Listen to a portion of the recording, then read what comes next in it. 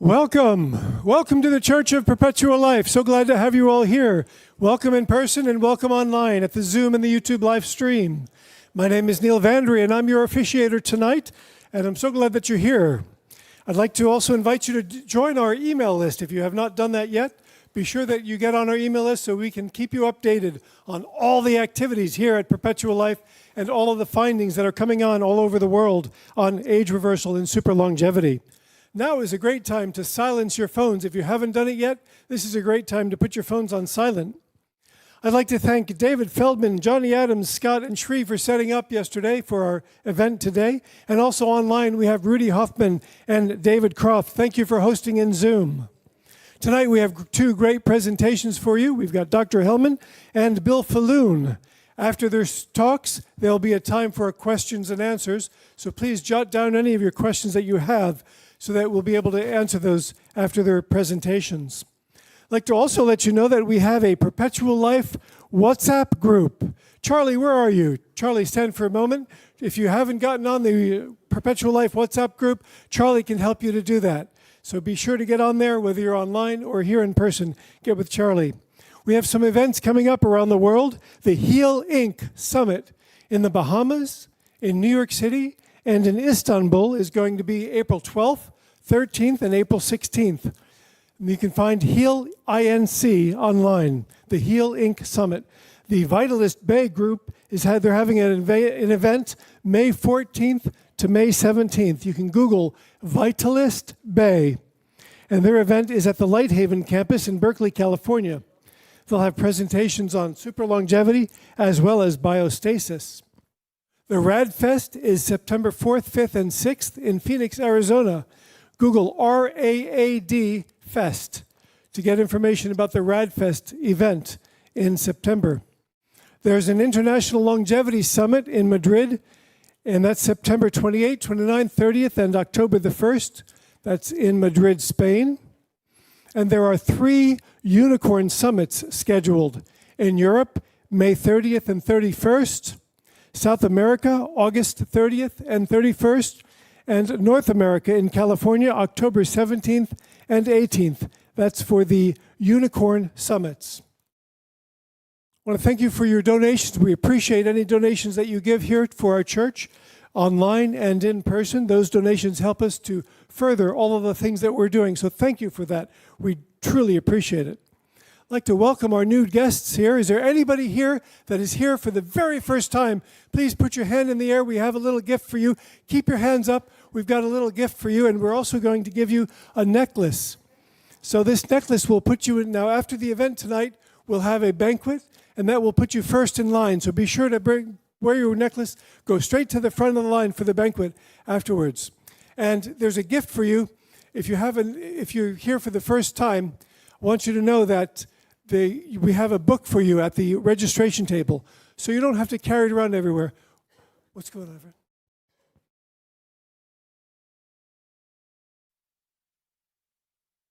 We'll do it without it. All right. Thank you for that, Evan. All right.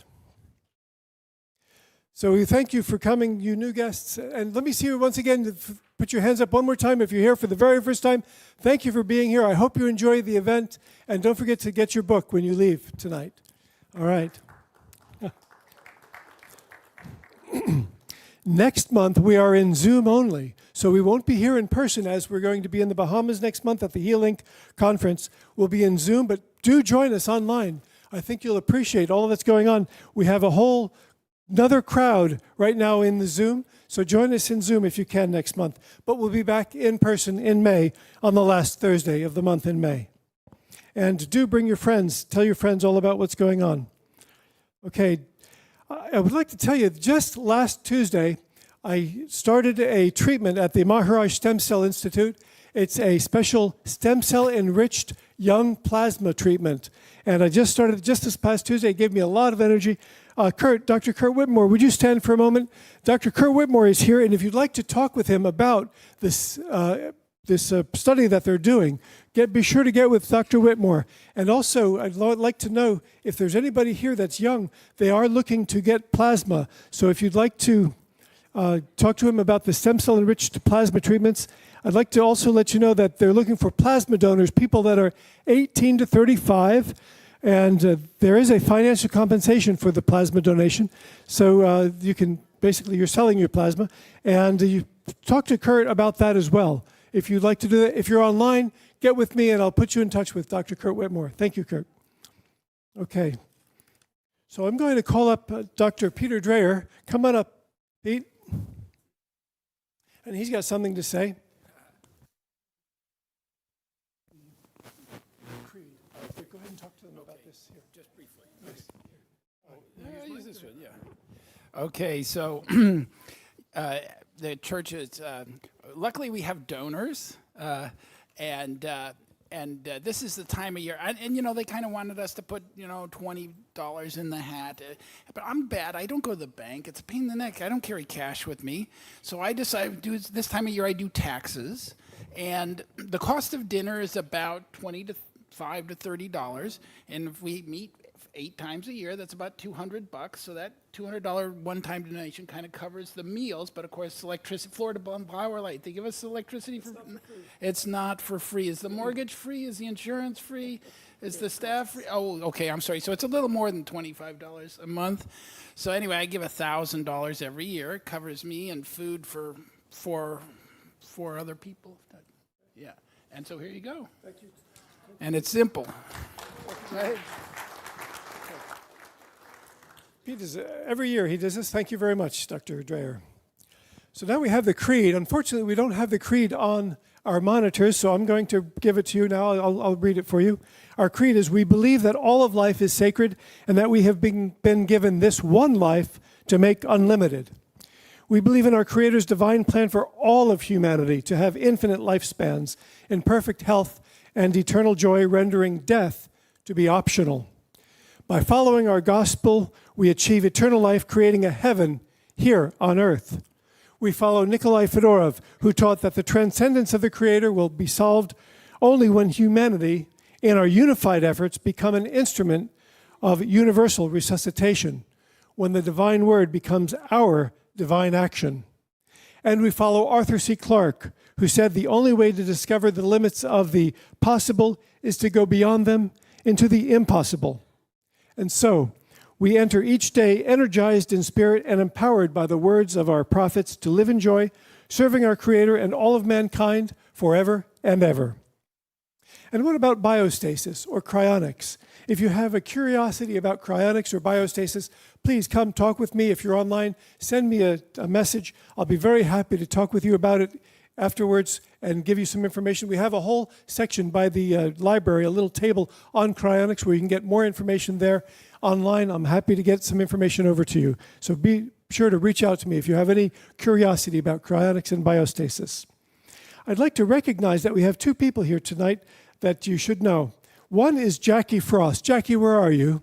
Jackie, would you stand for a moment? Jackie is doing a book project. She flew down from Chicago today just for our event tonight. Glad to have you, Jackie. And yes, and we also have Tammy Pope. Tammy, would you stand? Tammy's going to have a table outside here so that you can talk with Tammy and meet with Dr. Josh Helman after the event tonight. So glad to have you, Tammy. Thank you for coming. Tammy Pope. So our first speaker tonight, the topic is the Immortality Thief, how toxins shorten life and how to fight back with glutathione, TPE, and beyond. Our speaker is a physician licensed in 14 states. Dr. Josh has 2 degrees in biochemistry, a bachelor's from Harvard magna cum laude, and a master's from the University of Cambridge in the UK. His dual medical degrees are from Harvard Medical School and MIT. He is board certified, both the American Board of Emergency Medicine and the American Board of Lifestyle Medicine. Dr. Josh is committed to staying up to date with the latest research and developments in emergency medicine and lifestyle medicine. He is an active member of several professional organizations, including the American Academy of Emergency Medicine and the American College of Lifestyle Medicine. He has training in neurotoxicity, Lyme disease, petrochemical and mold toxicity. He has served as an attending physician throughout his career and was formerly the medical director for Hippocrates Health Institute and worked for the True North Health Centers for several years with a focus on fasting. At the moment, he is the Chief Medical Officer of the Alzheimer Treatment Center of America. His areas of interest include vitality, longevity, toxins, exosomes, biofilm, chronic neurological disease, mold, Lyme disease, and fasting. He is passionate about applying his biochemical knowledge to real-world challenges. He embraces an integrative approach, including the importance of diet and lifestyle for optimal health. In his free time, he likes to exercise, travel, and hike. And he's also an avid reader and enjoys learning about history, science, and philosophy. Dr. Joshua Helman is known to help people reverse and prevent Alzheimer's and anti-aging. His presentation tonight, The Immortality Thief, How Toxins Shorten Life and How to Fight Back with Glutathione, TPE, and Beyond. Let's welcome Dr. Josh Helman. Thanks, Neil. Great intro. Got a clicker here, awesome. And thank you for the organizers for inviting me back. And last time I talked about Alzheimer's. Today I'm going to focus mainly on toxins and fixing that. And great to see you in person and people watching at home on Zoom. It's amazing. All right. So you heard my introduction, Chief Medical Officer at Alzheimer's Treatment Centers of America. And my website's just drjosh.com. I really got interested in longevity and Alzheimer's and chronic disease from my grandmother Eileen when I was a teenager. My grandmother got Alzheimer's, and I saw firsthand not only how it affected her, but my parents' generation, because they're thinking, wait, what's going to happen to us in 20 years when we're that age? Okay. So you can find me on social media under Green Brains MD. I've got a weekly podcast on reversing Alzheimer's at drjosh.com/podcast. And some quick disclaimers I'll get out of the way. This is not medical advice. Definitely consult your own doctor before making any changes. If your doctor doesn't feel comfortable with this topic, then consider talking to me. I'm not endorsed by any government agency like the FDA or FTC. I'm not being paid by the food industry like Big Sugar or by Big Pharma. I am offering a new compassionate use treatment for reversing Alzheimer's. I also offer TPE, which is therapeutic plasma exchange, EBU, and glutathione therapies in many of my clinics, and we'll talk about that in a little bit. All right, some definitions, just because I understand people here come from different backgrounds, and I don't want to go over people's heads, so if I confuse someone, just raise your hand and we'll go back.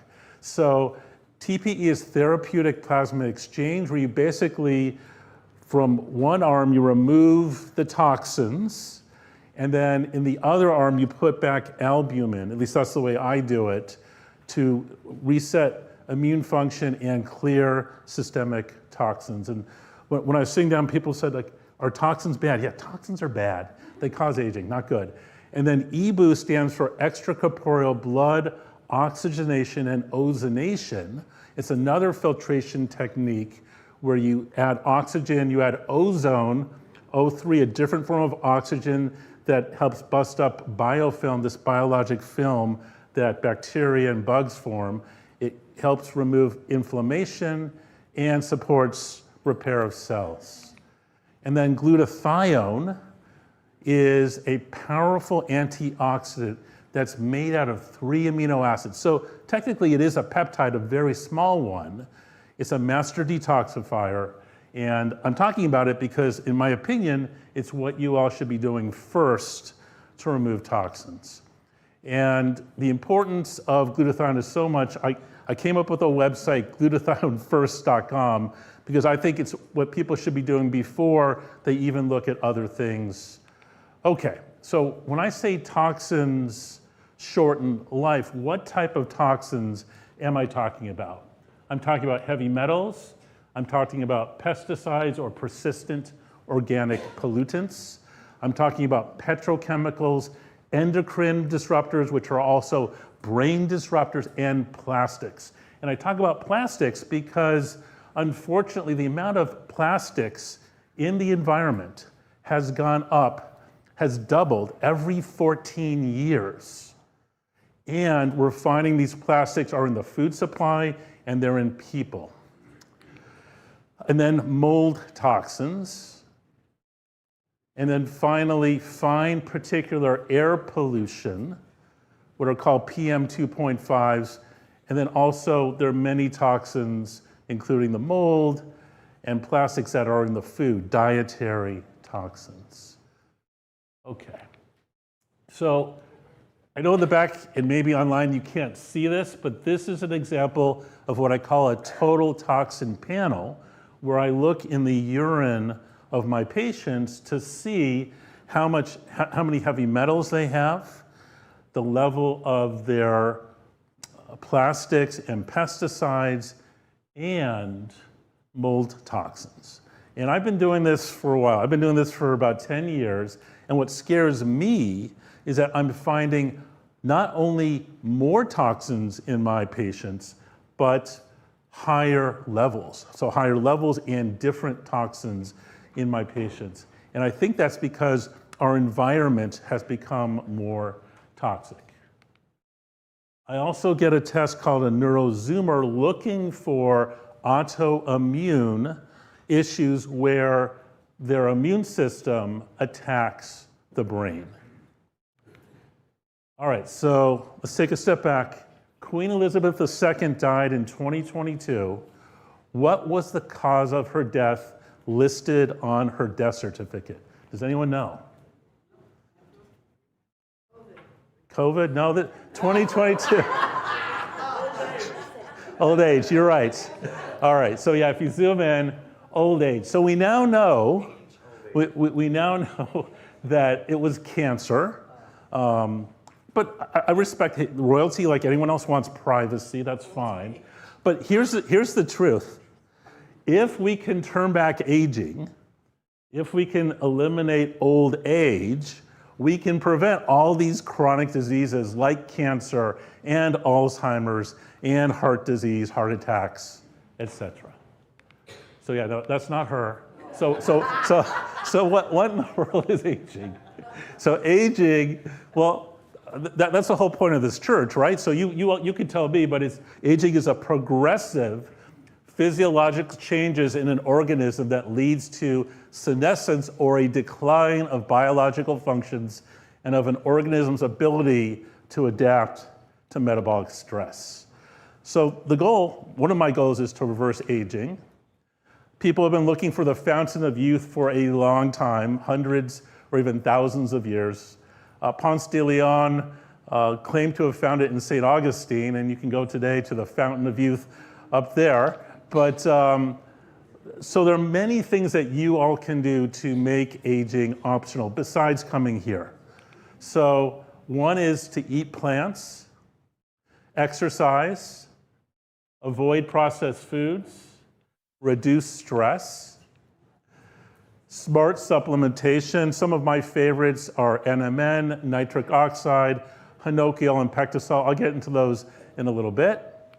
The next is fasting, optimizing sleep, tracking your own health, avoiding hospitals, that's a good one, and finding a community, right? This is a great community, guys. All right, so you're what? Go back, okay. If I can figure out how to go back, all right. Okay? All right. So your body is under siege every single day through oxidative stress, mitochondrial decay, chronic inflammation, and toxins are a big part of that.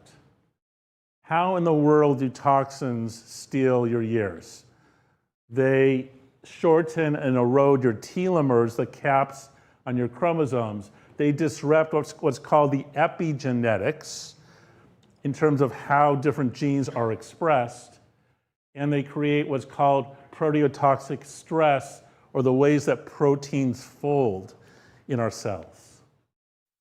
And what is the best defense, in my opinion? It's glutathione. I'm curious, before today, how many of you had heard of glutathione before? Oh, good. I've got a smart audience here. I love it. So as many of you know, glutathione neutralizes free radicals, it binds and removes toxins, and it regenerates antioxidants.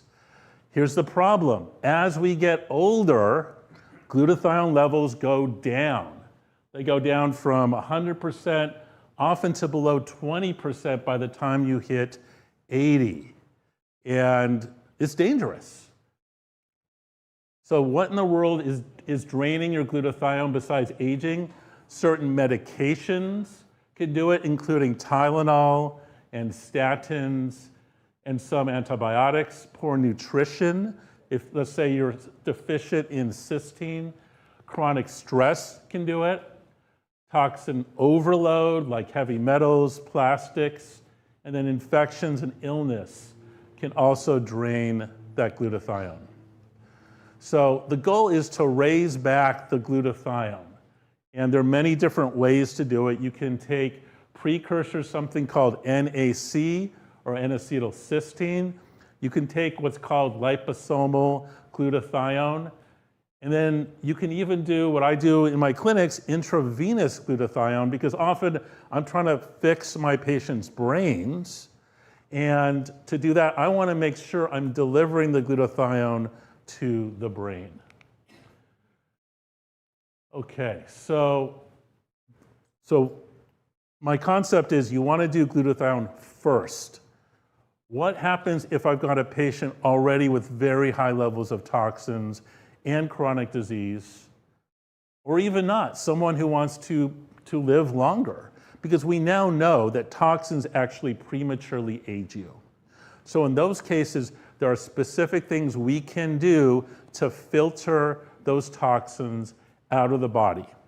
And the two techniques I use in my different clinics, one is called EBU, the extracorporeal blood oxygenation and ozonation, and the other one is called TPE, or therapeutic plasma exchange. What's the difference?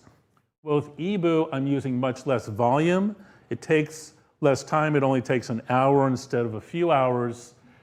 And unfortunately, the EBU does not remove the autoantibodies, where your immune system is actually attacking your brain and nervous system.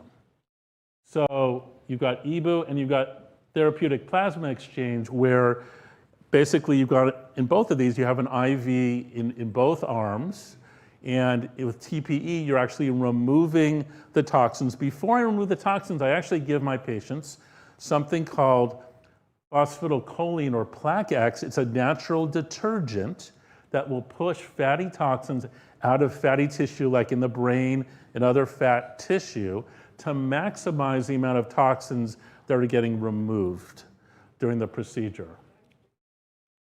Okay, so what we've found, and this is from a 2020 aging journal study, showed a single TPE session reduced the amount of pro-aging plasma proteins associated with neurodegeneration. And then there's something called the AMBAR study, which stands for Alzheimer's Management by Albumin Replacement, looking at TPE. It showed that in moderate Alzheimer's, plasma exchange achieved 60 to 70% less measured progression of the Alzheimer's. So why in the world does old plasma age you faster? Well, it turns out, again, as we age, you get increased waste products, things like lipid peroxidation, increased inflammatory markers like interleukin-6, as opposed to the young plasma, hopefully doesn't have as many toxins. Okay, so putting it all together, you start with glutathione, and then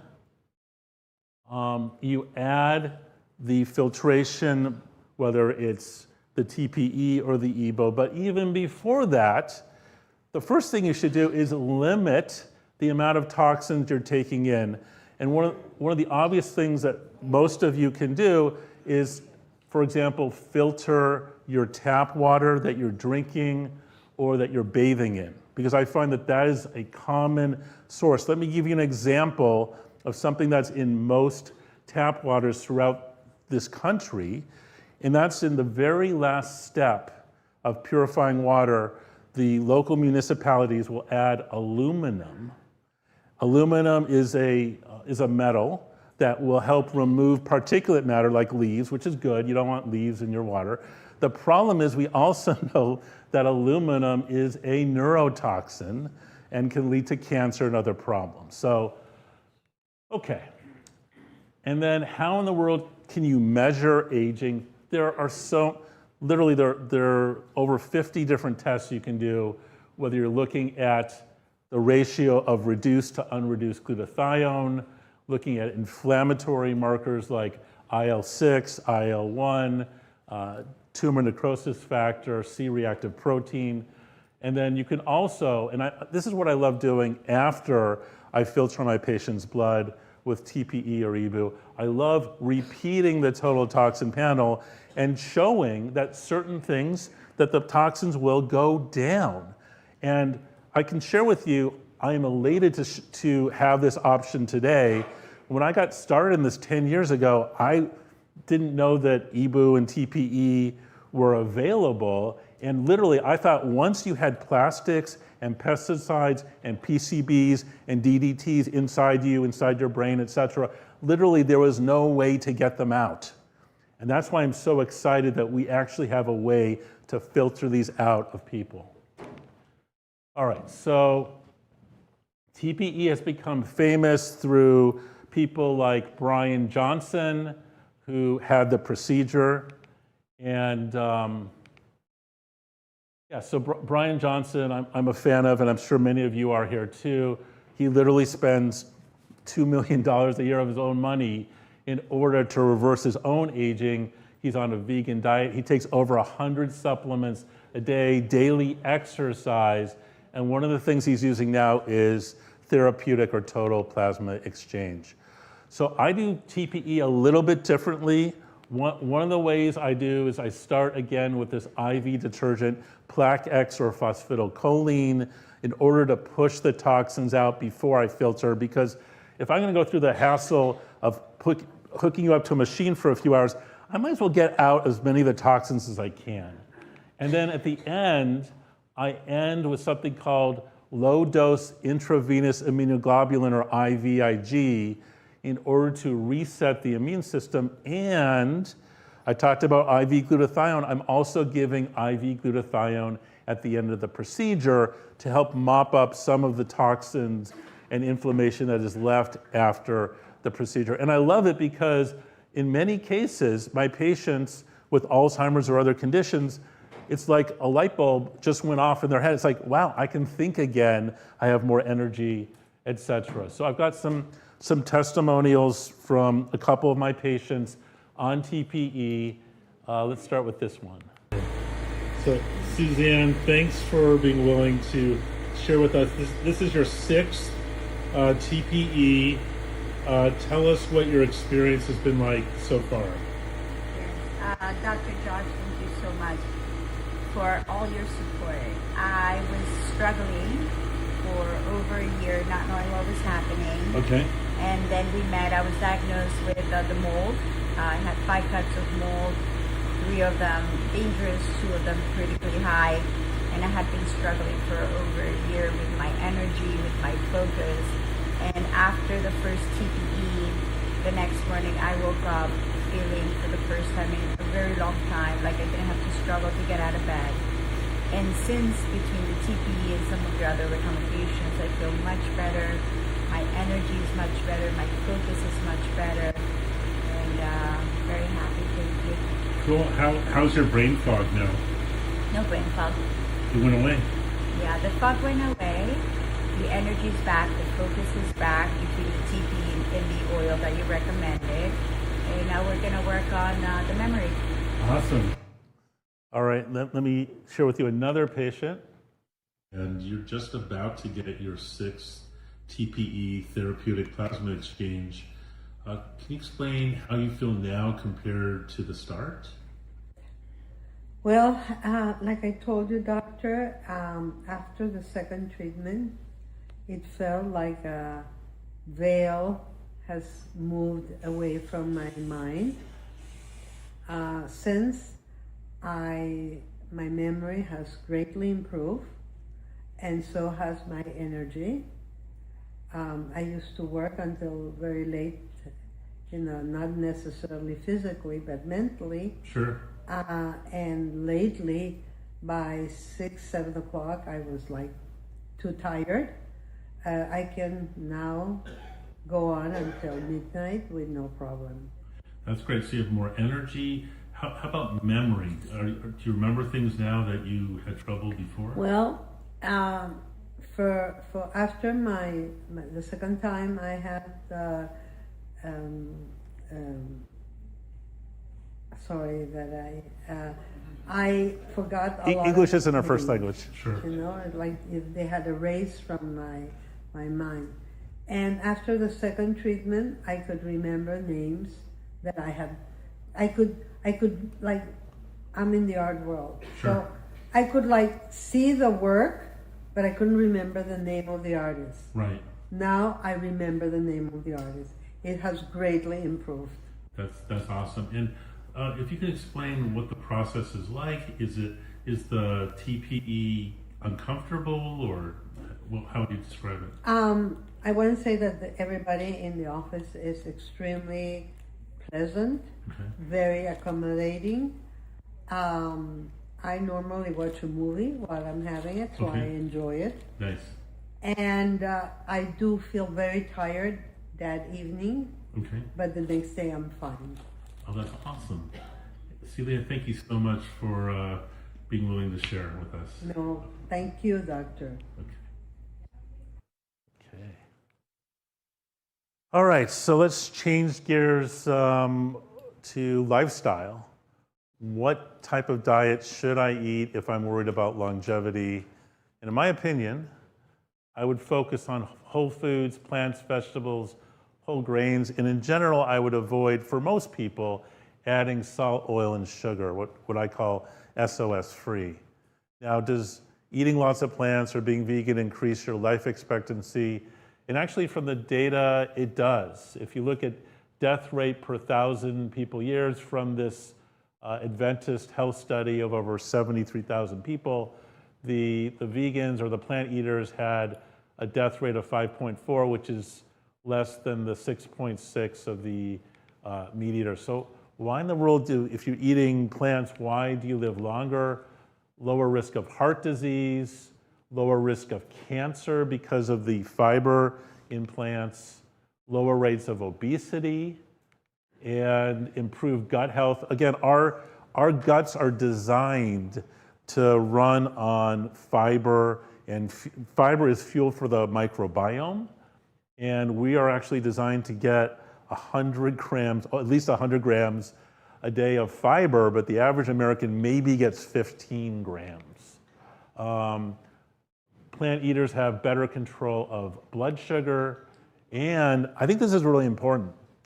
If you're eating on the bottom of the food chain, if you're eating plants, because plants have much lower levels of toxins than at the top of the food chain, fish, chicken, beef, cows, etc., all have much higher levels of toxins because as you go up the food chain, there's concentration of these toxins. So if you're eating mainly at the bottom of the food chain, you're going to have much lower levels of toxins. You are what you eat. So again, when I say toxins, what am I talking about? Well, let me talk specifically about toxins in meat, and this is not a complete list. This is just some of the toxins. Heavy metals, plastics, and many plastics are what we call obesogens, meaning they cause obesity. Estrogens, pollutants like PCBs and dioxins, pesticides, endotoxins, new 5-GC or sialic acid, heme iron antibiotics, heterocyclic amines, polycyclic aromatic hydrocarbons, advanced glycation end products, AGEs, which actually age you, you don't want that, TMAO, and oxidized cholesterol. There is zero cholesterol in plants. Okay, so where in the world do people get these toxins like dioxin from? In terms of food, it's mainly, and this is data from the government, from the EPA, it's mainly from beef, dairy, milk, chicken, pork, fish, a little bit in eggs. There's a tiny amount in the air, some in the soil, a little bit in the water. So it's not like if you just eat plants, you're going to get zero dioxin. It's just you're going to get a much lower dose by a factor of 10.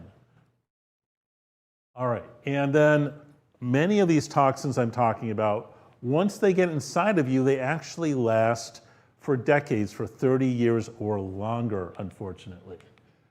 So things like mold toxins or mycotoxins, PCBs, which are man-made, DDT, man-made. Basically, they stopped making DDT in the 1970s. Unfortunately, it got into the environment, and then it got into the food supply, and now it's in many of us. And then also forever chemicals, the original Teflon. Sure, it's nice to have a pot that doesn't stick, or clothes that repel water, but the flip side is, if that's going to shave a few years off of my life, I don't think I want that stuff. And petrochemicals, fossil fuel derivatives. All right, there's a French study from 2017 comparing the plant eaters to the non-plant eaters, and the vegans had, by a factor of 10, much fewer levels of dioxins, PCBs, and furans because, again, you are what you eat. And how does this happen again? The PCBs, the toxins build up along the food chain. This is one example of PCBs in the water. If you look at seawater, the level of PCBs is 0.00002. If you look at the plants, like the phytoplankton or algae, you might have a level of 8. If you look at the fish, you have a level up to 37, the birds 110, and the mammals 160. So if you're eating mainly the plants, you're getting a much lower dose than if you're eating the fish. All right, so we talked about what are some other things you can do besides, let's say you've started the glutathione first, maybe you've done a TPE. What are some other things you can do to remove toxins that are inside you? I would start with binding agents like pectosol or modified citrus pectin, which will bind to heavy metals, fatty mold toxins. That's what it looks like. Okay. Yes, unfortunately, heavy metals can be toxic. Things like mercury, lead, cadmium. You can definitely have those in the water. I see in my patients who eat a lot of fish, I see high levels of heavy metals, unfortunately, which can then lead to immune suppression. And then actually one of my patients today asked, well, what if I eat wild salmon or wild fish as opposed to farm raised? That may have been different hundreds of years ago. Today, unfortunately, you're talking about high levels of toxins, PCBs, plastics, heavy metals, whether it's farm raised or wild.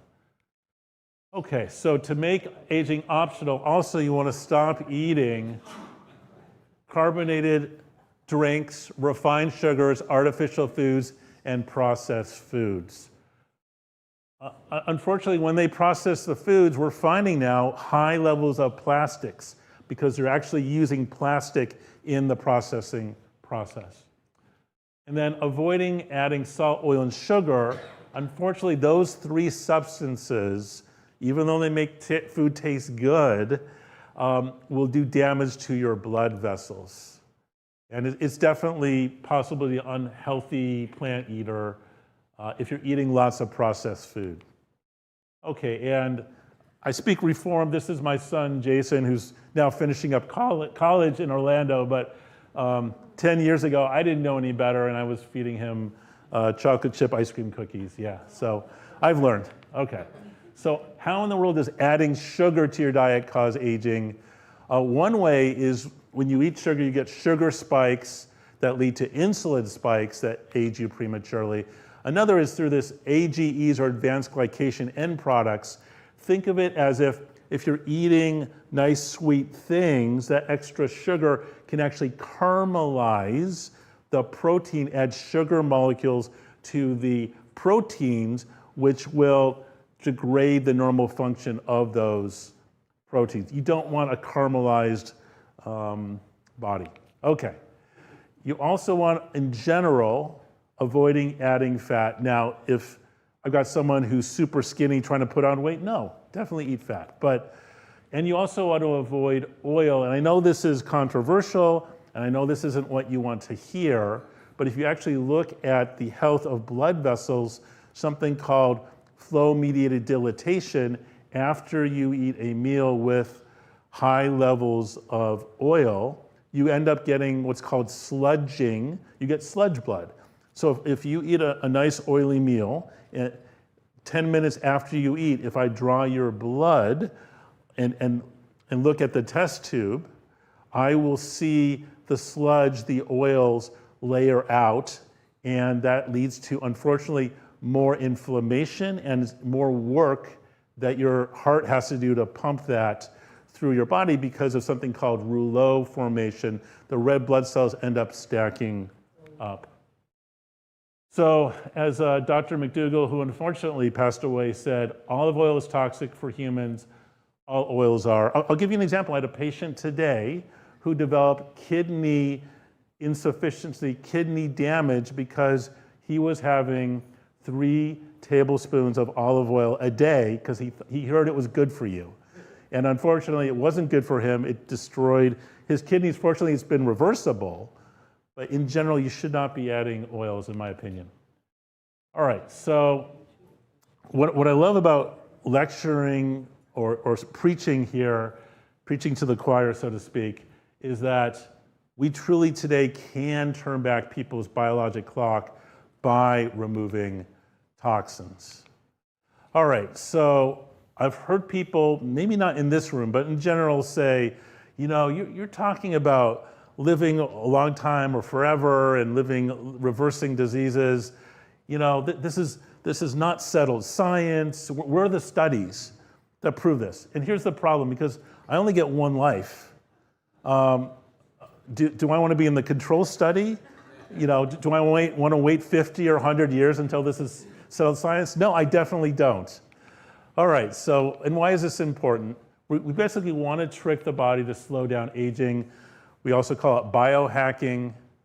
So wellness starts at a cellular level. You want to start with things like nutrition, digestion, movement, rest. You want to reduce the toxins and inform self-care.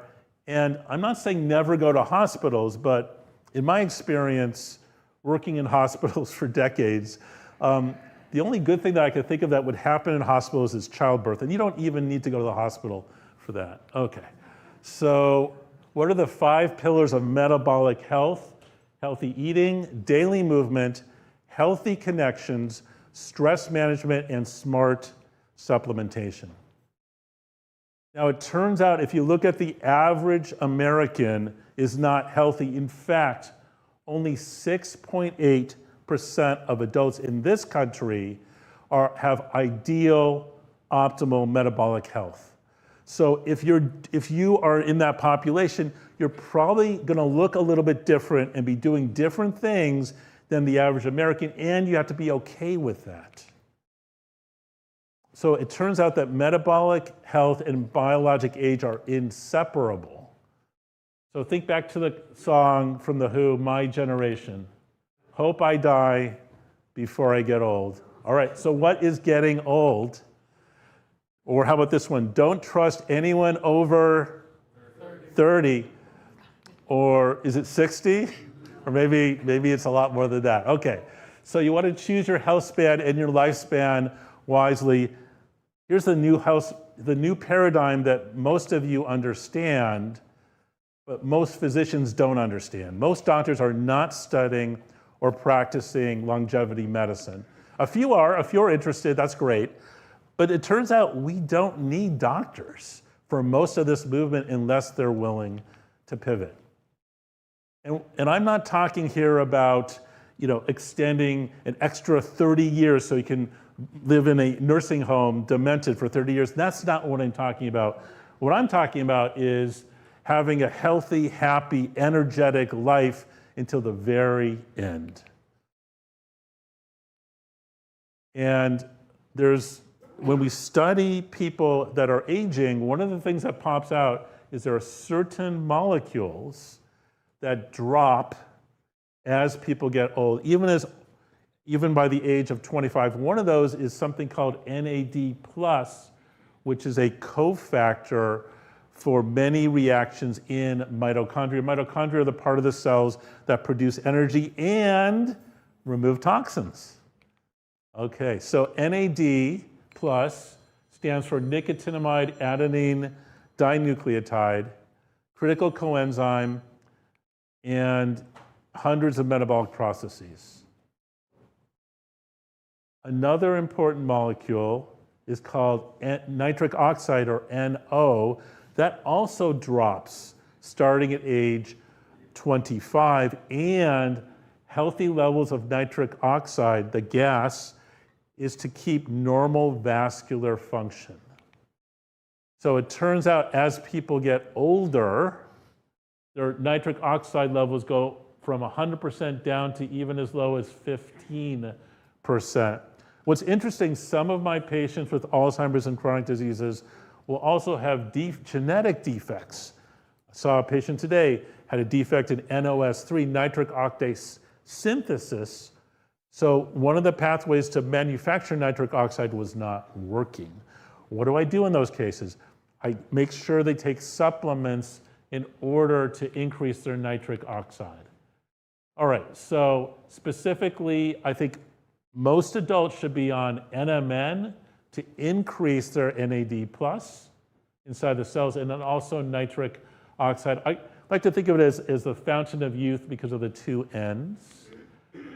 And the best way to increase NAD levels is the supplement nicotinamide mononucleotide, or NMN. This is the biochemical structure. No, I'm not going to quiz you at the end.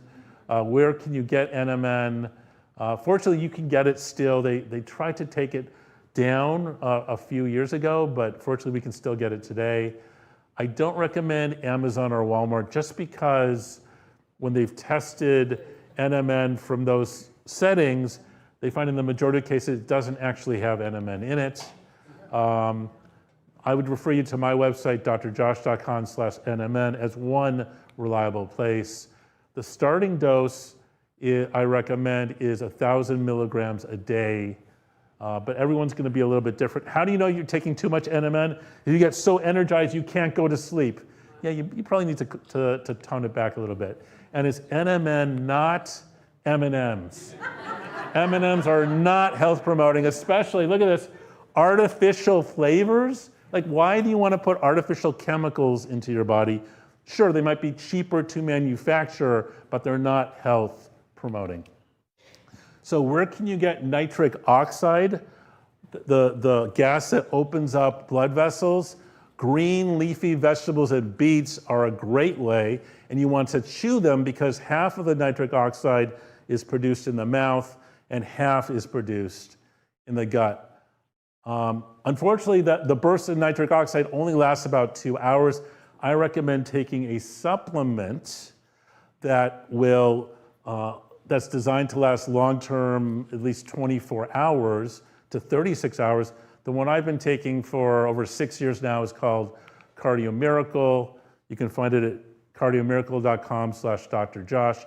It's a powder. You might get flushed right afterwards. That's normal. That will go away. I'll put a warning out. Caffeine, in my opinion, is you should watch it because it actually inhibits nitric oxide. So I know some of you are powered on caffeine, And I'm not going to tell people to stop drinking coffee because it turns out coffee is the #1 source for Americans of antioxidants. So I don't want to take away your #1 source. Okay, and don't have time for this slide. Another smart supplement is Hanopure or Hanokio, which is an extract from the magnolia bark. It's anti-cancer, neuroprotective, anti-inflammatory. It improves mitochondrial function. I normally recommend 1 capsule twice a day. That's Hanopure or Hanokio. And let's see if I can go back. All right.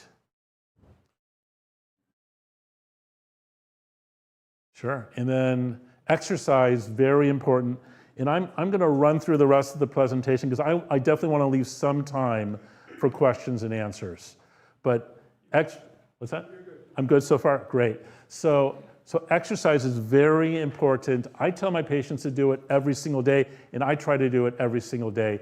The types of exercise I like are aerobic, where you increase your heart rate, you sweat. When you sweat, you release some toxins. And I would include high intensity interval training or HIIT training in this. I also like strength training, building muscle.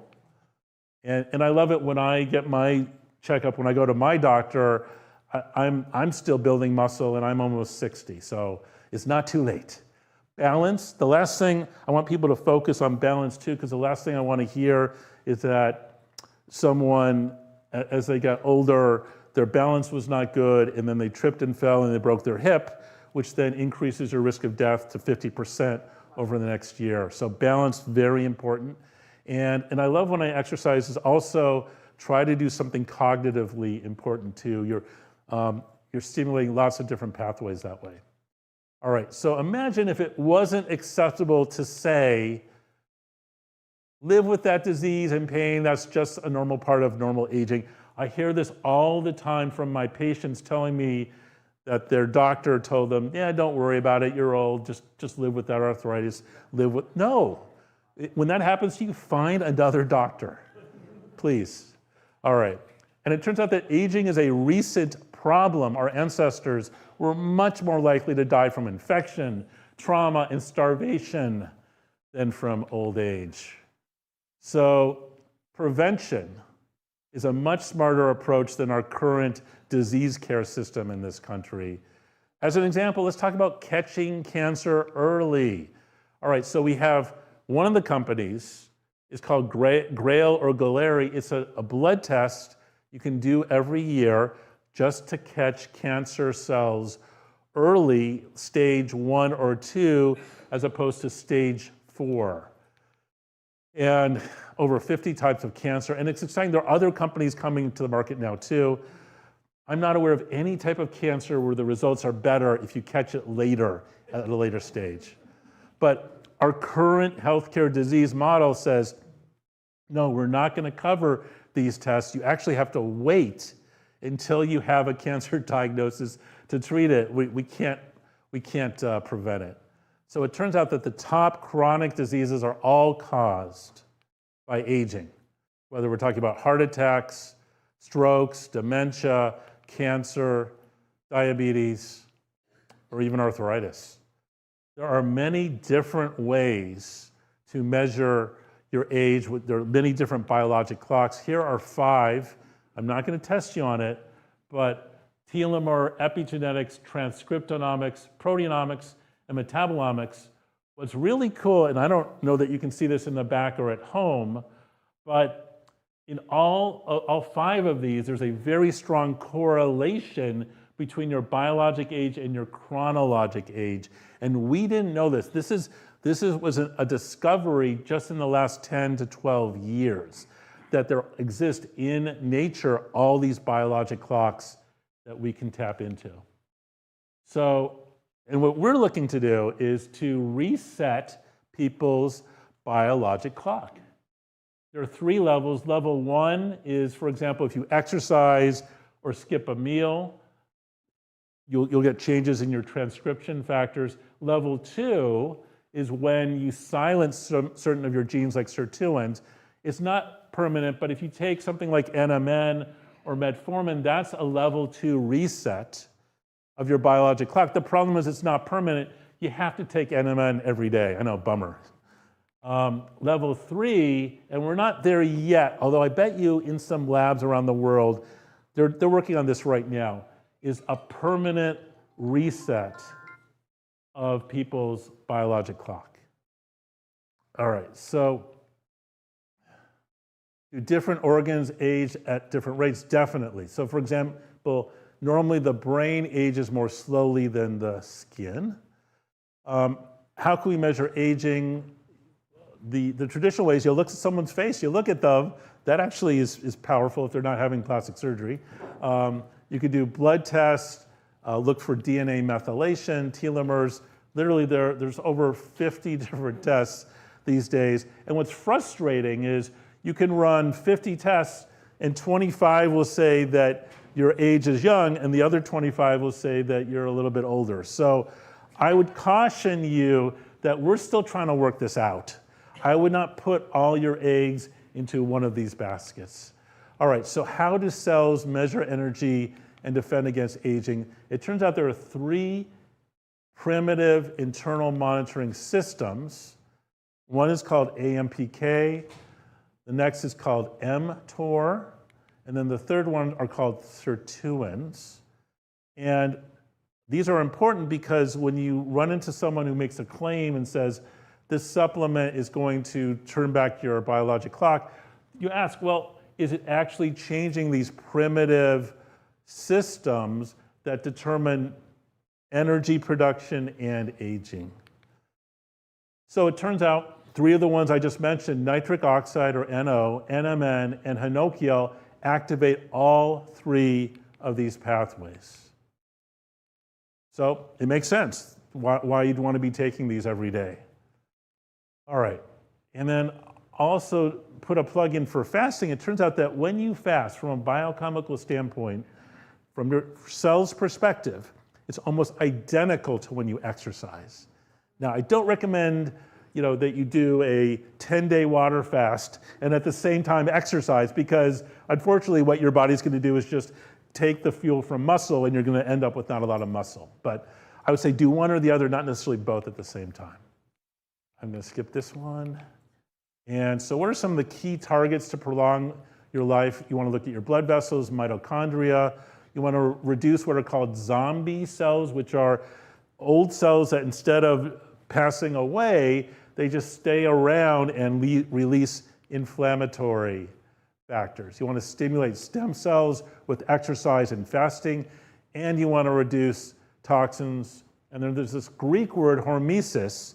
The concept is what doesn't kill you makes you stronger. Yes, definitely. So this is a key slide. You all want to live long enough to reset your biologic clock as technology advances. And I'm telling you, this is like a hockey stick now. It is advancing exponentially, it seems like every month now. So back in 2012, Yamanaka got the Nobel Prize for recognizing what are called the Yamanaka factors, OS and K. And then at UCLA, Dr. Horvath showed that in humans, he was able to reverse the biologic clock by 2 years.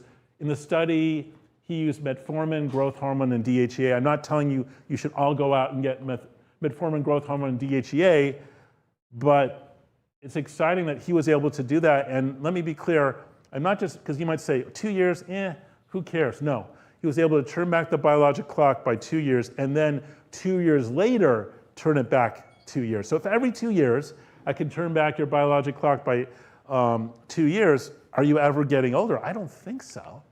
And then every year you stay alive, you actually get an extra 3 months due to the advancing technology present today, right now. But soon, and I think this is within the next 3 to 4 years, you're going to get an extra year for every year you stay alive. And why is that? It's because people like Jeff Bezos and many others are investing billions of dollars into the age reversal field. So for example, Dr. Horvath left UCLA and he's now at this company, Altos. If you want to learn more, I'm a fan of Dr. David Sinclair from my alma mater, Harvard Medical School, who came up with the epigenetic theory of aging information. And part of this theory is that there's a backup copy of youthful epigenetic information that is used to rejuvenate cells. And that is why if we get toxins out of your body, the blueprint is still there in your cells to act young again. Now, we don't know where this backup copy is yet. I don't know.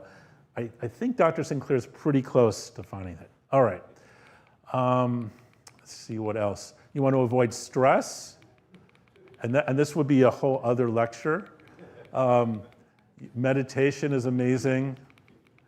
Sleep is important. You want to get deep sleep, deep N3 sleep. We find that's one of the biggest risk factors for developing Alzheimer's if you're not getting that deep sleep. And then optimism. I find people who are optimistic, I'm certainly optimistic about the longevity field, but people who are optimistic, I'm finding live longer. It's kind of cool. So if you want to find me after this, obviously I'll be at the Alzheimer's Treatment Centers of America booth, but you can come to my website, drjosh.com. You'll find many different products and much more information you can find there. I'll put a plug in again for Glutathione First because, and it's not just Glutathione First, you want to continue taking glutathione while you do the other things. We talked about avoiding hospital, being part of a strong community, and you've seen this slide already, that my top 10 ways to make aging optional, and you've seen this slide too. And let me end with my contact information. And I want to thank you all for your attention, and I really look forward to the Q&As. Thank you.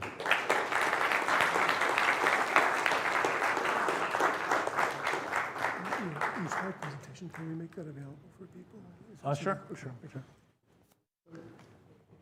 The presentation that Josh has just given has been recorded, and we're in a Q&A, questions answers session now, but his PowerPoint will be available on our website. You'll be able to find it there, so you can reference it while you're listening to his talk again.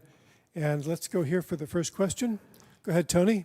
Thank you. Question, and I'm not promoting this, but just I want to get your feedback on this. In the good old days, they used to use those little things you should stick onto bloodletting. Take the leeches. To take the poisons out. Right. I mean, people were doing this hundreds of years. For lead, they would put leeches on you. The leeches would take the blood out, and then they take the leeches and burn them, whatever, and then your body would reproduce the blood. Would that concept actually work? Well, it's kind of funny you're mentioning that. I actually use leeches in my clinical practice when I did a plastic surgery fellowship in New York many decades ago, where after we would do a finger implant or replantation, we would want to make sure the blood supply continued. So we would actually put leeches on the replanted fingertip to make sure that the leeches would inject blood thinner. So I could tell you, even in semi-modern times, we're still using leeches, but we had to be careful because the leeches would introduce bugs, so we had to start them on antibiotics too. But I don't think that was your question was, if you go back hundreds of years ago, they were using leeches for, I don't think that they were, I mean, the problem is with bloodletting, you can overdo it. Now, there might have been a very small amount of people who had too much, like a condition called hemochromatosis, where they had too much iron, too much blood. But no, I would say in general for 99% of people historically who were doing bloodletting, they were not helping. But I see your point. If you're, Reproduce the blood. it does, and I see your point of what if you bleed someone or use leeches. I mean, you are removing toxins. I think hundreds of years ago they weren't dealing with such the high levels that we are today. So I would say in general terms, I'm a fan of leeches if you need to get, finger replantation. But thank you for that question. That's fascinating. The question online, Josh, it's got to do with the cost and protocols on TPE. Is there anything you can talk with? Is there anything you'd like to address? In terms of the cost? Yeah, so I would say in general, it's expensive today. You're looking maybe even $10,000 a session. But the good news is prices are coming down. As we're seeing TPE centers open up around the country or the world, I think you're going to see prices come down. Now, there is a real expense, not just for the large equipment to do the filtration, but if you're replacing, for example, with albumin, it's a protein, it's expensive protein, but they're definitely pricey. There's a question from the crowd. First of all, thank you. Fascinating talk and chock full of information. I come down about twice a year from Toronto, Ontario in Canada. Oh, nice. So it's great to be here. One, for the great weather, but two, for this excellent talk. I was really surprised when you said that all oils, including, because I use cold pressed extra virgin olive oil, I use it almost daily, 1 or 2 tablespoons in my salad or in my, something. And you said all oils are bad and toxic. And it really hit me. I'm like, really? The world has got us fooled. What is it about oils, including the extra virgin olive oil that we're led to believe is healthy? What is it that's so bad for us? All right, so let's first talk about, when you're talking about is something healthy or not healthy compared to what? So olive oil is definitely healthier for you than butter, for example. But in general terms, well, first of all, if you look historically, our ancestors thousands of years ago did not have access to a highly processed food like oils.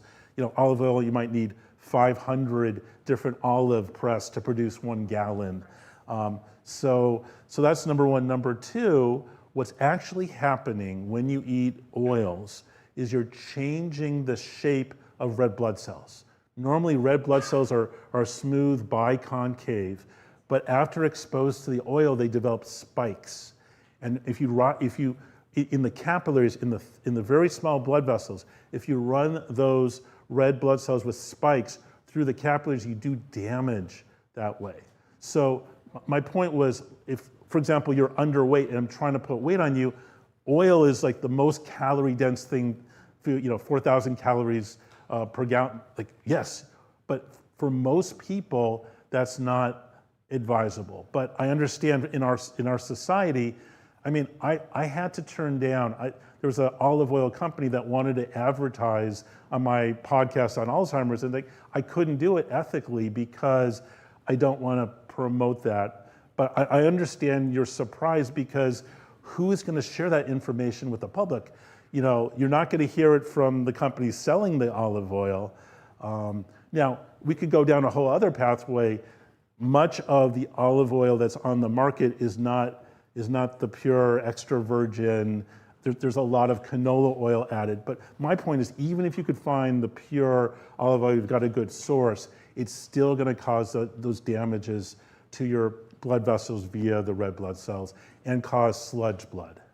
Even if it's organic wheat? Even if it's organic, unfortunately. Substitute? Sure. So if you're used to, let me finish. So in terms of substitute, so let's say you put oil on your salad. I would say instead of putting oil on your salad, put vinegar. Now, I will say though, if you're used to eating a high-fat diet and you suddenly cut it out, you're going to go through withdrawal, because salt, oil, and sugar, all three of those things, our brains are trained through evolution to crave those types of foods. So you will go through a week or two where it's withdrawal from a drug. Now, you were asking, like, would avocado, guess what? Avocado, sure, the oil would not be a good substitute. Now, avocado itself is a high fat, and again, unfortunately, high fat foods are going to produce the same type of effects. So I feel like this we could talk an hour just about this, but awesome. Okay, we're going to get to the questions. Thank you for that. Question online, is it possible to simply have someone let a reasonable amount of the blood out and toss it and have the body reproduce newer blood? Yeah, so the question is, yeah, that is possible. I mean, if you're not anemic, I used to joke with our patients in the hospital, we would do daily blood draws to measure lots of different labs. We were actually doing it, and fortunately for most of our patients, they were able to regenerate on their own red blood cells, but not all patients. We would actually have to do blood transfusions on some of our patients where we were frankly taking too much blood every day to analyze it. So yes, so guess what? If you don't want to spend $10,000 or whatever it is for TPE, can you just donate blood? Yes, the answer is yes. Here's the problem. When you're donating blood, what's happening to that blood? It's going to the recipient who, if you have lots of toxins, that recipient is going to get those toxins. So I predict within the next few years, there's actually going to be a huge market for people to get blood from donors who are certified low in different toxins. Question back here. We'll get there in a moment. We just want to make sure it gets online. Yes, so I heard your message about the fish. You said even fish that's in a freshwater ocean is still not good compared to just a farm fish with all the pollutants inside. It doesn't make any difference. So you said it's not any better. That's what you said. Correct. From the lens of, do they have heavy metals? Do they have plastics? Do they have pesticides? Unfortunately, you can go in the ocean today, there is plastics, pesticides, glyphosate, they are everywhere. So from that lens, from that perspective, unfortunately, even though fish is marketed, this is wild, I think 100 years ago that was true. It's not true today. I wish it was. I wish we didn't have plastics doubling every 14 years. But unfortunately, if you eat fish, you're getting a much higher dose of plastics than you would if you're eating foods that are lower on the food chain. So I started eating sardines. What do you think of that?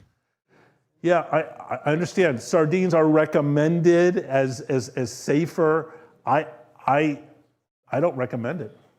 If the can is lined with some kind of substance, it's toxic. I just heard that from Paul Solomon. Paul is right. And it's not just fish. If you're eating any food that's canned, the canning process. Starbucks is being sued. I'm not surprised. We have a question over here. Hey, you mentioned advanced glycation end products, and you mentioned olive oil contributes to the development of atherosclerosis, but you didn't really make a connection between those two things, so I'm not sure if you know. There's a study titled Advanced Glycation End Products in Food and a Practical Guide to Their Reduction in Diet that lists the concentration of advanced glycation end products in every food group you can kind of think of. And olive oil, surprisingly, 250 milliliters of olive oil has the same amount of advanced glycation end products as a Big Mac. So that's the numbers, that's how they crunch. So that's something most people don't consider. Thank you for that. Another thing is something for the audience and for your patients.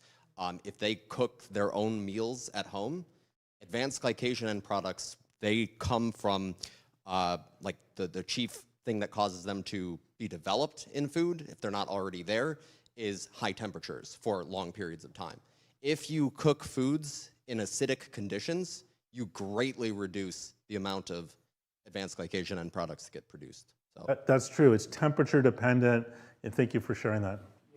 Oh, and bacon is the worst, by the way, for advanced glycation end products. Bacon is a processed food. You should not be eating it. Yeah. Question here. Wow, Josh. Hey, so your liver makes glutathione naturally, and when you sleep at night, the melatonin in your brain triggers glutathione, which does chelation of heavy metals, right? And you pass it through urine. So what's your dose that you're giving? How does that compare to the natural glutathione your body makes? Yeah, so for my patients, when I'm trying to prevent and reverse chronic disease, I'm giving up to 5,000 milligrams 5,000 milligrams. intravenously. I don't start there. That's 5 grams. 5 grams. But that's how I'm doing it, and sometimes they're getting it more than once a day. So I am definitely a lot higher. What's the natural level that you get at night when you're sleeping? It's probably, I don't know, a few hundred. Milligrams. Correct. Okay. Yeah, so unfortunately, even though there is some glutathione in food, there's not enough to move the needle when I'm trying to remove toxins that we were not evolved to normally deal with. I thought your stomach broke down and your pancreas and enzymes broke down glutathione if you take it as a pill. True. Even if it's liposomal, that's why I recommend a spray in the mouth under the tongue, so metabolism under the tongue, or a spray on the skin to absorb it, something called glutarel through the skin. A question over here, Bruce. What do you recommend as a supplement for telomeres, and how effective is it? Yeah, there are definitely supplements that have been out there for over 10 years, specifically to protect or lengthen your telomeres. I think the evidence is still mixed because, to me, I mentioned telomeres as being important, but I worry about the potential for causing cancer. So we all have precancerous cells that hopefully our immune systems are getting rid of. I worry if we give you a supplement specifically to lengthen your telomeres, I worry that that supplement may also be picked up by precancer cells and strengthen them. So I would, 10 years ago, I was actually taking a supplement to lengthen the telomeres. I don't do it myself, and I don't recommend it for my patients until we have better evidence on the cancer implications. I'm just going to throw out some words. What water system for drinking, nanokinase, castor oil topically or coconut oil topically, creatine, and how much glutathione are you saying to take? Wow, I mean, I could talk 10 minutes. I'll just say creatine, I'm a huge fan because creatine not only will help you build muscle, we now know creatine is a neurotransmitter. So I recommend that people build up to 20 grams a day of creatine. I wouldn't start there, but I would build up to 20 grams a day. Nattokinase is a natural blood thinner.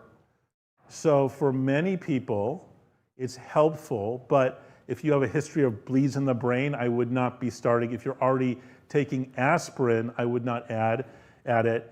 I've had patients on nattokinase, though, have strokes. So it's not 100%. It's like anything else, it's the dose. What I like doing with my patients is doing a full genetic panel, looking at hundreds of different genes. If they have problems genetically with pathways like thrombomodulin or protein C and protein S, then I might actually recommend nattokinase. I don't necessarily recommend it to everyone because not all of us have the same genetics. And distilled water or? So I recommend distilled water or reverse osmosis. And again, I don't recommend tap water. No castor oil on your body either? Castor oil can be amazing for decreasing inflammation, for example, on the belly. It's just messy. But if you figure out a way to do it, I'm a fan. And you didn't mention how much glutathione? Glutathione, I recommend at least 1,000 milligrams a day. And I don't want to be known as that Dr. Josh who doesn't like olive oil or castor oil. I think it's amazing topically. If you have a painful joint, please use olive oil on that joint and you're going to find the inflammation goes down. I just don't want you to take it internally. Great for your Hair, okay, good. Question over here. Peter. What do you think about L-citrulline for vasodilation? I love L-citrulline as a way to dilate vessels via the nitric oxide pathway. It increases nitric oxide, and there is definitely citrulline in the Cardio Miracle supplement I mentioned. We have time for 2 more questions. We have one here, Dave. Great talk, doctor. I really appreciate it. Also, I was going to ask several questions that other people asked. but I'll stick with this one. The TPA treatment or the other treatment that you do, you mentioned the cost, $10,000 per session, but you didn't say how long does the effect last? So how many sessions would you have to get of this? Right. So that's a great question. So my patients with advanced Alzheimer's were huge levels of toxins. They typically will actually need up to 6. The EBU therapy I mentioned, they might need even more than that. And the sessions take about 3 or 4 hours. But your other question was very good. It was, why is it that that when you get this, is it going to last or not? And that really depends on your lifestyle, right? If you go from taking the getting the TPE and then you go back to a moldy house where you're breathing in all these fatty, moldy toxins that are going in your brain and elsewhere, then it's not going to hold. So it's not just about filtering the blood, it's also about having a healthy lifestyle. But to answer your question, some people might need to refresh it once a year. It really depends where you stand. Question on the water. Brita water filters? So Brita is better than nothing, but it's not as good as distilling, removing everything, or using reverse osmosis, hopefully to remove everything. Sure? Last question here. Yes. Good evening, everyone. Hi, doctor. Nice to see you again. too. Great information once again. Okay, so I have a two-part thing, separate subject. Have you looked up Dr. Mary Newport? I know the name, but I don't know why I know the name. Okay, because she's doing a lot of reversal on neurological problems like Alzheimer's and dementia with coconut oil. Okay. So she's having a lot of impact with that. And then that was one. And then the other thing is everything is so toxic. I mean, basically you almost cannot eat anything because everything has some level of toxins. And in fact, April 27th, the Supreme Court will be ruling if all these big corporations can poison us with whatever choice of chemical and not even be liable. So how do we protect ourselves? Because even this gentleman, the Don't Die guy, Brian Johnson. Yes. Okay, so you saw what he posted about, I mean, his protocol, nobody does like in the world, for longevity. And he had a lot of microplastics in his sperm. He did sauna, he did a couple of the procedures. I put it in my Facebook for the young people. And he got rid of a good portion. Right. He's also doing the TPE. But my point is, 10 years ago, we didn't know how to get those out. And now we do. And in terms of coconut oil, I'm in general not a fan because oils. It's high in saturated fat. I think that's why she uses it, to be honest. Right. And if you study people who live on tropical islands where their staple is coconuts, most of them have clotting of the arteries because even though coconuts are a natural product, but if that's a huge staple of your diet, unfortunately, it's going to lead to clogged arteries. So that goes also to black seed oil, which is like, I think even in the Bible. So I am a fan of black seed oil. Again, have you tasted black seed oil? I take it every day. So the point is, you're not having huge amounts. I'm also a fan of essential oils, where you're having 3 drops. 3 drops is not a tablespoon. So again, I'm not opposed to oils in micro doses, but not. I do 4 mLs, 2 in the morning, but it's a product that has 81 ingredients. Okay. Ladies and gentlemen, Dr. Josh Helman, thank you.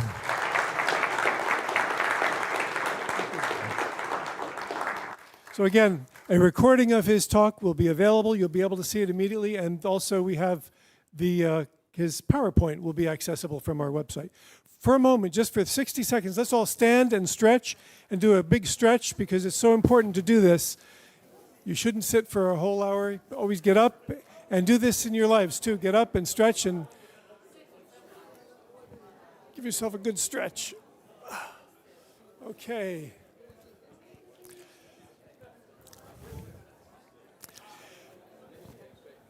That's it. Our next speaker for tonight is the founder of this church and one of the founders of the Rad Fest. He's the founder of a number of organizations to promote unlimited lifespans. He's our own Bill Faloon. He's a cornerstone in the super longevity movement and a major figure in biostasis and cryonics. So please help me welcome Bill Faloon to give us an age reversal update. Okay, what I love about our technology today, what I love about it is every single one of you is carrying an iPhone.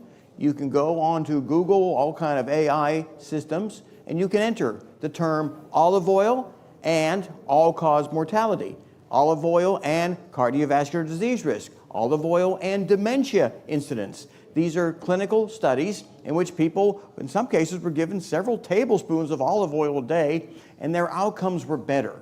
So we have the opportunity to listen to good science, and that science from the doctor was fantastic. But on the olive oil one, I'm going to continue taking my olive oil because the clinical data is showing that while it may change the shape of our red blood cells, it's enabling people to reduce their risk of all-cause death, reduce the risk of the most common diseases out there. So can't wait, by the way, for the future when we really know the facts even more than we do today. But every single one of you has the ability to type that in and make your own decision as to what you're going to be doing. Because we've talked a lot about olive oil at this church. I've talked a lot about it at different seminars. And the data consistently shows the benefit. But if some data starts to turn opposite, we'll let you know. We'll let you know because we're not in the business of promoting olive oil. But we want to make sure you know what data is out there. But what I'm going to talk about during this service is, well, something we talked about back in 2015. And what I need to do is advance the slide right now because I'm pushing the button and the slide is not moving. So kindly move that slide.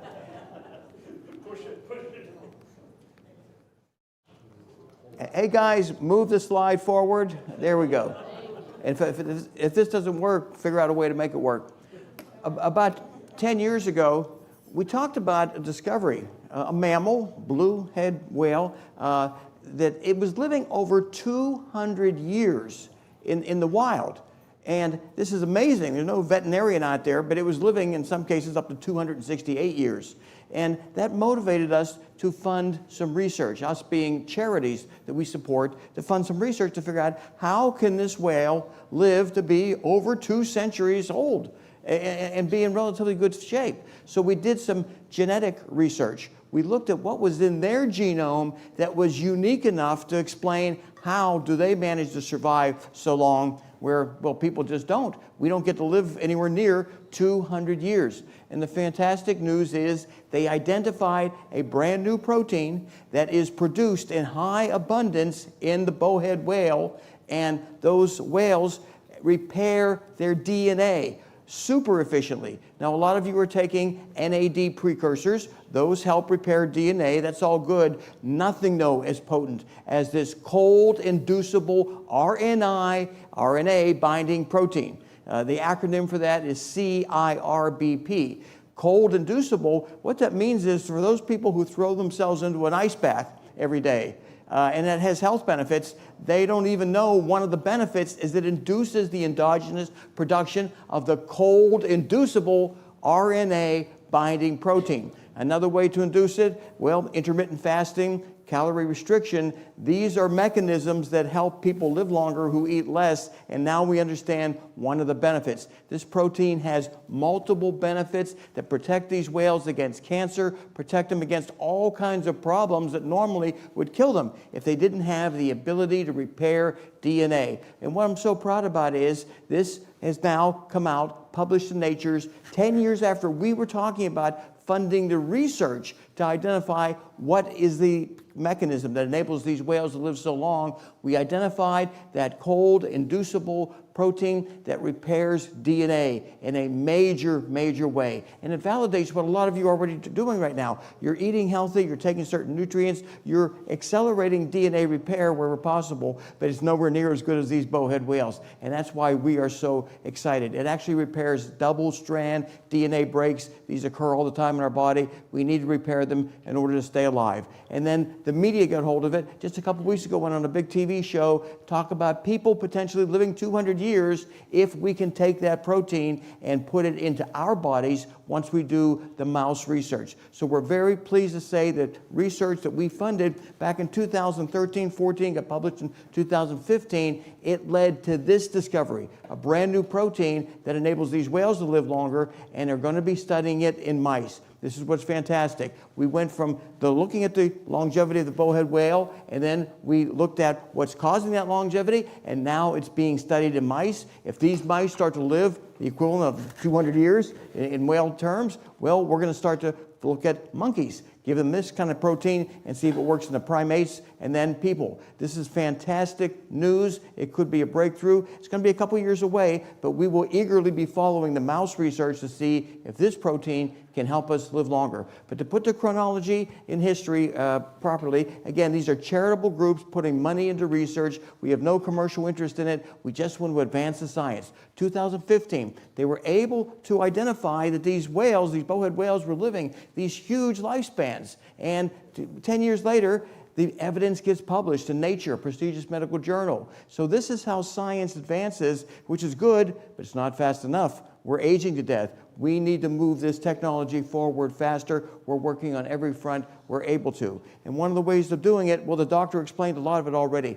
The hallmarks of aging, or the underlying mechanisms that cause us to grow older. We need to attack every one of them we can. And that chart is hard to read, so I put it for those people who want to watch my PowerPoint at home. These are the 14 primary hallmarks of biological aging. There's all kinds of ways we already know how to circumvent this, and what you just heard, that lecture, he identified many ways to circumvent the known underlying mechanisms of degenerative aging. These are 14 of them. There probably are a lot more, but if we can address the majority of these, it enables people to live longer, live healthier. And one way to do it, well, repurposed drugs, something we're very famous for promoting. And this study that came out in 2024 is fascinating because what it did is it looked at a whole list of repurposed drugs that we've talked about for years in this church, including metformin, acarbose, SGLT2 inhibitors. These drugs that are used to treat certain diseases, they combat the underlying hallmarks of aging. They do it in preclinical studies in the laboratory, they do it in live animal studies in the laboratory, and in people, it's even better. The hallmarks of aging that are affected by these drugs, there's even more hallmarks affected beneficially the more of these drugs that you take. So we now have a clear understanding on how these drugs are working so well in people who, let's say, have diabetes, but they benefit from metformin in many, many other ways. So repurposed medications, you heard those being described over the last hour and a half. We've been passionate advocates of these for many, many decades because we see how they work in the lab animals. And well, metformin, and if you have high blood pressure, and angiotensin II receptor blocker, such as telmisartan, losartan, there's a lot of them out there right now, lowers your blood pressure, but it also has anti-aging properties beyond blood pressure reduction. Metformin, we talked about that for decades, and these benefits, they're cumulative. The more of the drugs that you take, you will likely derive more benefits. And we already know what the side effect profile is of these drugs, so you can do them in a relative safe way. Do them in a safe way, in a way that you, well, get your blood tested after you're on them for a while, make sure you're getting the benefit. Personalized intervention, so critical, and you've got to make sure you're taking care of yourself. Get your blood tested as often as possible, get on repurposed drugs under the proper supervision, and hopefully slow down aging in a way so you can be alive when, well, the breakthroughs really occur, those super longevity breakthroughs that we're all working on right now. So the conclusion of this studies is these drugs have been available for decades. We know how they work. We've known hundreds, if not thousands, of people who've been taking metformin off-label since 1995, and we don't have problems other than the poor 15% of them. For about 15% of people, metformin causes GI upset, and they really have a hard time getting around that problem. But for the 85% who don't have that problem, you've got a great drug in metformin. Very inexpensive, and, well, we've known about it for many, many, many decades. So as it relates to what else we can potentially do, we talked about mushrooms, hallucinogenic mushrooms, psilocybin. These have properties that can extend lifespan in a major way, at least in mice. And this is a chart that I'm going to show you, and what you're seeing is a reduction in the risk of death, a 60% lower risk of death in response to the psilocybin, because that black line That's normal aged mice. They're dying in a normal way. They're degenerating. But that green, that is psilocybin supplemented mice. They're living longer. In fact, they continued to live until this study ended. They may have lived even longer. Maximum lifespan could have been extended. So we're seeing a benefit to something that's available right now. And we also see these mice who are living longer looking better. In other words, they're slowing down aging, but they're also looking better than the untreated mice. Living longer and looking better. That's what a lot of people want. It may be available in something that may soon be legalized around the country. It's legal in certain states. Other states, you may be challenged to get it. But in cell culture, in live animals, they're seeing these remarkable extensions in lifespan, including increased telomere length. We all want to have that happen, and we want to see all these other benefits. Now, when I talked about this a couple months ago, people were asking, well, what are the underlying mechanisms that enable something like psilocybin? Psilocin, by the way, is the metabolite of psilocybin. What's enabling that to happen? Well, we know that it is protecting us against all kinds of cellular damage. We know in mice it's extending lifespan in a dramatic way, and we know that it has the ability to regrow hair, restore color to our hair. We're seeing aging in some respects be slowed, in many ways reversed in response to magic mushrooms, they call them, hallucinogenic mushrooms, psilocybin. And the anti-aging mechanisms, well, they're up here right now to explain why these may work so well, and there may be more of these. And Brian Johnson also has identified these very same mechanisms of action. This is how people are able to take science and apply it to themselves. So we put this up on the screen a couple months ago about how you might be able to do this. Some people microdose the hallucinogenic mushrooms so they don't really feel anything. And unfortunately, it seems like if you're going to make them work, you've got to take a potent dose of them about once a month. Because it turned out the mice that got all those benefits, they were tripping their heads off during the period that the mushrooms were fed to them. Whether that was a good time or bad time, hard to say, but be prepared if you're going to do this, taking around 40 milligrams a day, 70 milligrams a day even. That is going to be a day where that's all you're going to do. You won't be doing anything else. But the idea is it has these longevity mechanisms that are proving themselves effective in the laboratory, extending lifespan, delaying death, which is what we're trying to do. So all of this data, this is all available on the church website, tells you what you might be able to do, and 40 to 50 milligrams will hit you pretty hard. It's not as high as 70 milligrams, but this is what people are doing once a month, taking these high doses of psilocybin, and hopefully they're deriving somewhat similar benefits. That 25% extension in lifespan that the mice were able to get, that's remarkable. There are other compounds that do that, but this has mechanisms that we're all seeking. And it's what motivated Brian Johnson. He's got this Don't Die group. We love it. He's got millions of followers, so many of them younger people who are determined to stay alive forever. And he gets incredible promotion because of his radical approaches, because of his incredible wealth, and that's fantastic. We want more and more people to be talked about in the media, because the more that the media reports on that, the more science occurs, the more donations that come in to get the science advanced. So we're very, very happy about that. So Brian Johnson, well, he looked at the same science we did. And you look at these benefits of the magic mushrooms. Everything that we'd really like to have happen in our aged bodies, it seems to happen in response to the ingestion of these mushrooms. So he's going to let us know at some point what his real results are, because he tests for incredible numbers of biomarkers. And, well, he is going to, that's the dose, again, once a month, and it's high. It's high because if you realize the psilocybin, it's about 40 milligrams he's taking of that, and then that translates into about 4 milligrams of the psilocin, and he's doing that about once a month, and he is measuring everything in his body like I try to do when I do anything experimental. You want to know, is it working? Is it toxic? And, well, he's going to let us know very soon. The early reports are longer telomeres. That's some of the early reports, and some minor improvements in his already perfect, healthy body.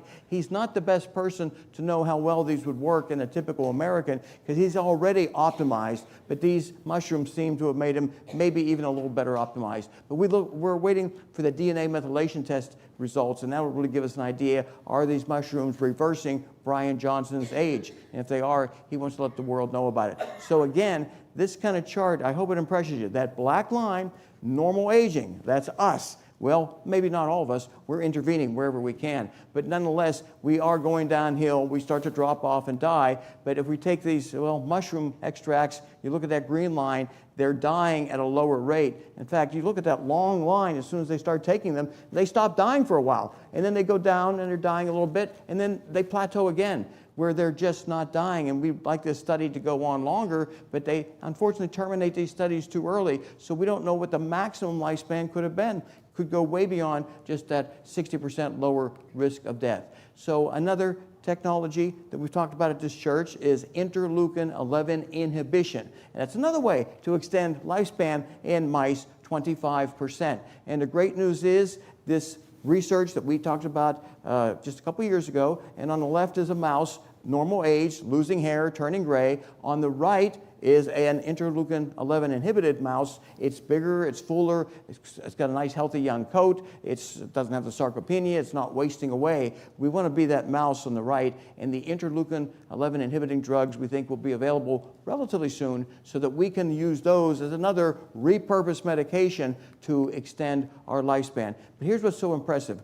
I reported on this data back in 2024, as did others. It was all over the media that the mouse lifespan was extended. Videos that I've shown before in a church of the mice that had their IL-11 inhibited. They behaved younger. They were just having a much better time as opposed to the ones that were shriveling up with aging. So what has happened, though, is over a short period of time, this has transitioned from mice to people. This is AI-driven research, all kinds of ways to accelerate the clinical trial design so that we can take something out of the laboratory, put it into the clinic much faster. But here's what's amazing. This type of research is being done in China. This is human research being done in China as opposed to this country and other countries where some of the innovation is occurring. We've got more and more biotech people doing their work over there and China picking up on it, and the Wall Street Journal is predicting that at some point the Chinese are going to overtake us. Now that may not be bad, but if they start to use it in a way that we get extorted financially or we're denied access to it for whatever reason, that would be bad. And there's some significant warnings that if we don't change the regulatory structure in the United States, China, which has very loose rules as it relates to clinical research, they may very well overtake the whole world as it relates to biomedical innovation. And we appreciate what the Chinese are doing, but we'd like to see some of that being occurring in the United States also and other countries. Because the research that I report on often, like the metformin, slowing down aging in monkeys, well, this research was done in China. And I talked about it about 2 years ago, and it's interesting research, reversal of epigenetic age in liver, lungs, and brain,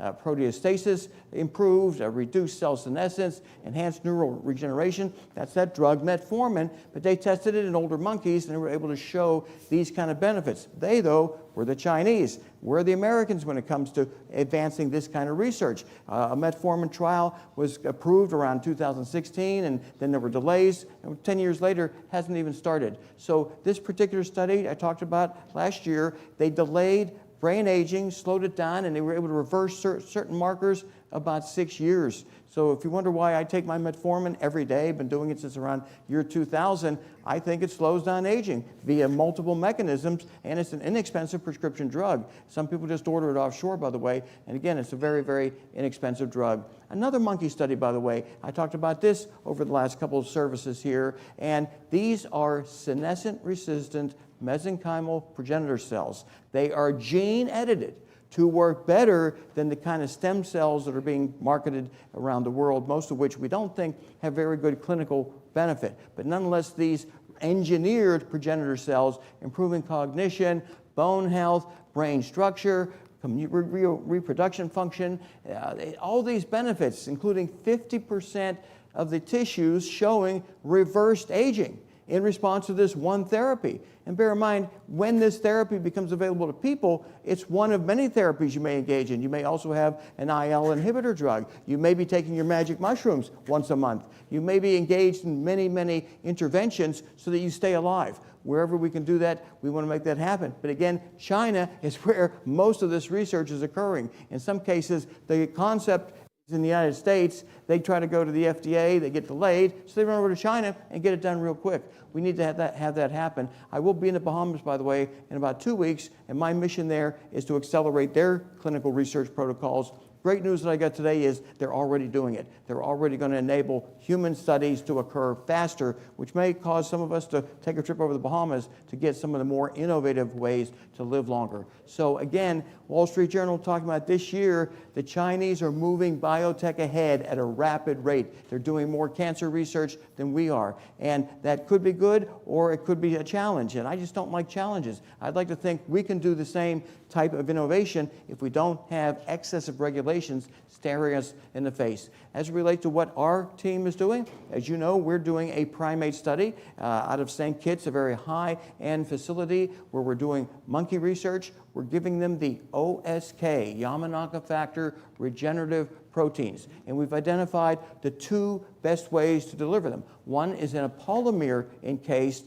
OSK blueprint. OSK are 3 out of 4 of the Yamanaka factors, and the other is a lipid nanoparticle. These are 2 ways in which we feel we might be able to reverse aging in these monkey populations. So what we're doing as it relates to delivering the OSK blueprint to the DNA, to the nuclear DNA, that's the DNA that really controls your cell, is we encase the RNA blueprint for OSK in a lipid.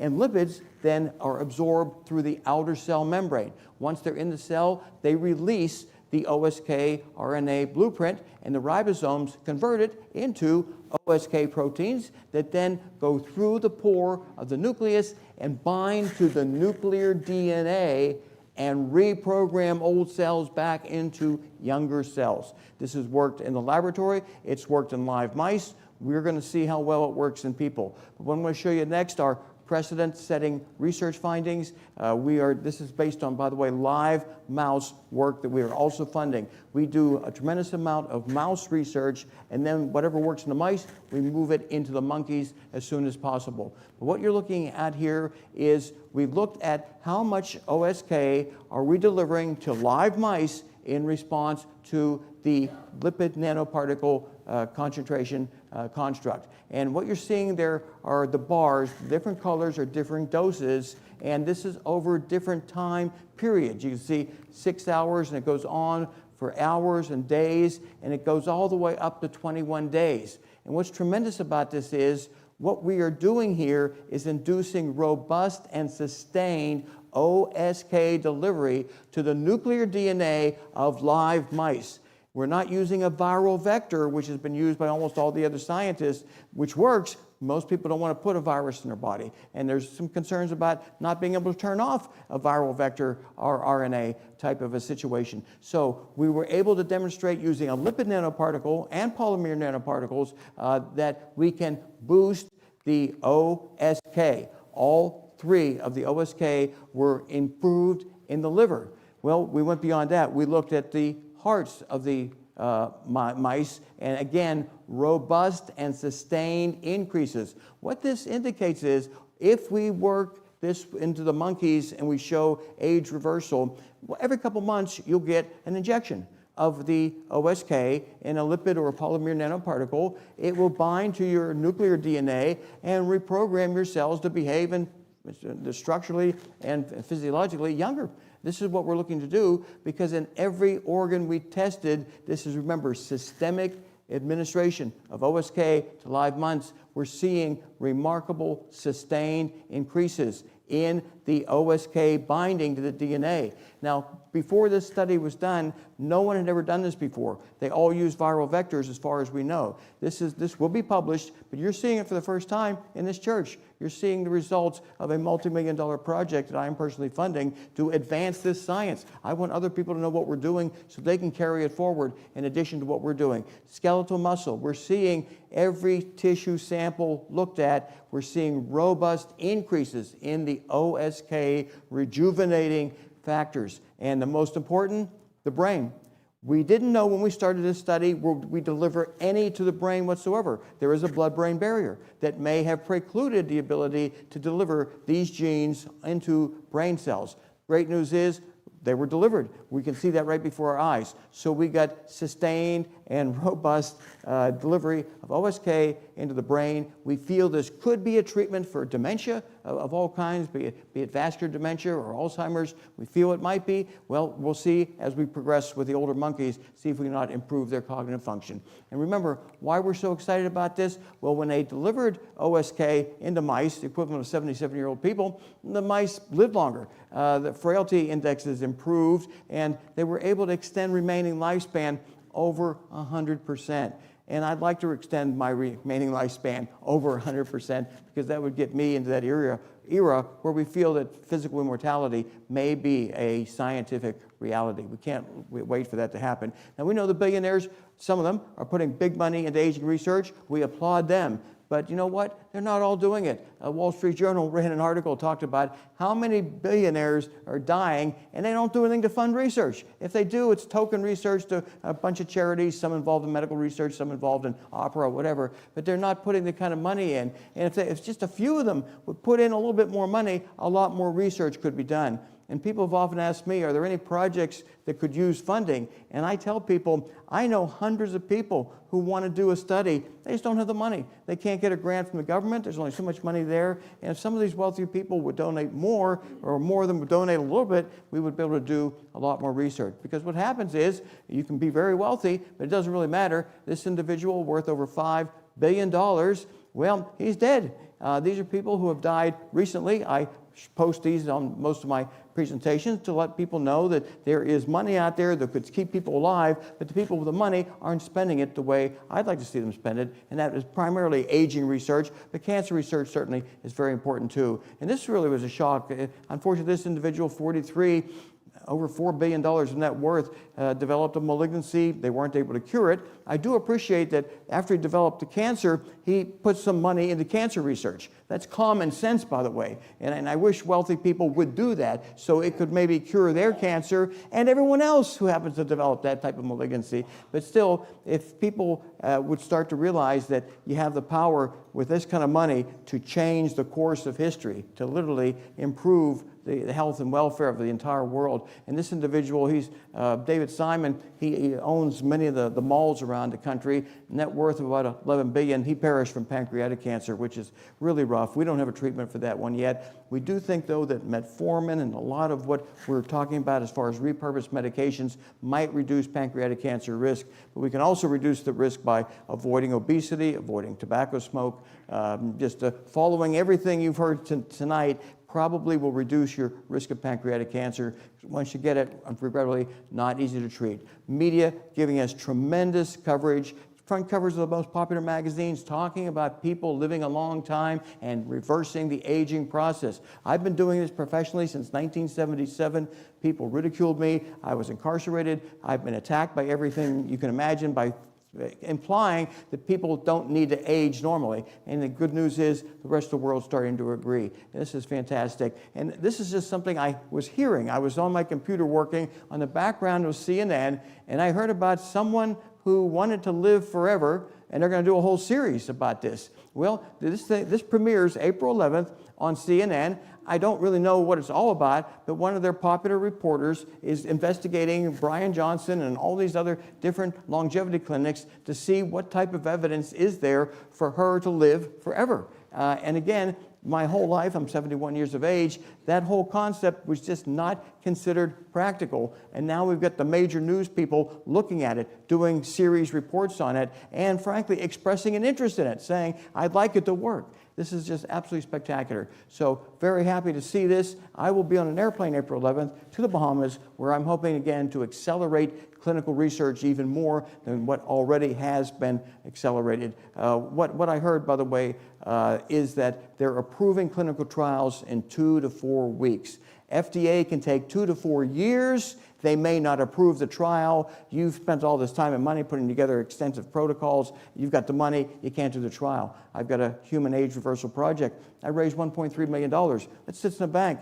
FDA won't let me do a multi-interventional clinical trial on people. Multi-interventional means metformin, plus rapamycin, plus NAD restoration, plus senolytics, plus the drugs like Depronil to suppress excess MAO-B, a whole slew of off-label repurposed drugs. We wanted to introduce them one at a time to a group of older people to see, do they really work? And the FDA said that's too dangerous.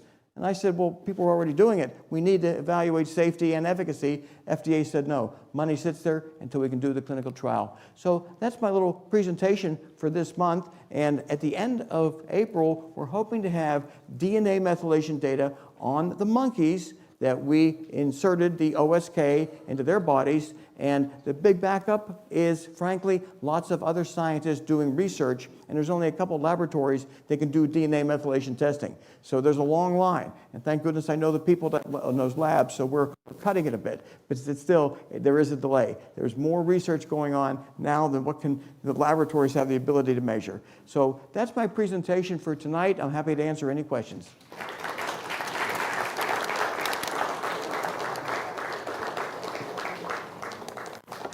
Okay, Bill, we have a couple of questions.